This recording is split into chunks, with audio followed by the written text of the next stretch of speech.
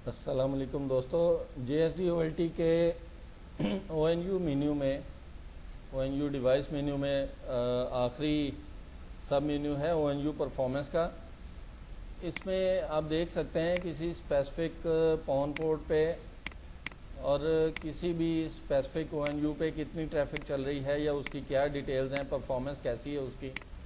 तो आप उसको इनेबल डिसेबल कर सकते हैं।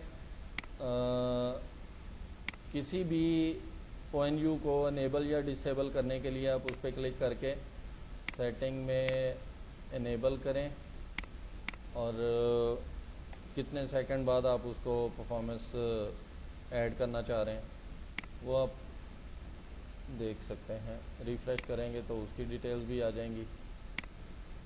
इस ONU की ऑलरेडी मौजूद हैं। इसी तरह से नेक्स्ट ONU की भी आप ऐड करना चाह रहे हैं तो सेटिंग में जाएं, इनेबल करें। ऑन पोर्ट पे करना है, पोर्ट 1 पे, 2 पे, 3 पे, 4 पे, जिस पे भी आप परफॉर्मेंस इनेबल करना चाह रहे हैं उसको आप कर सकते हैं।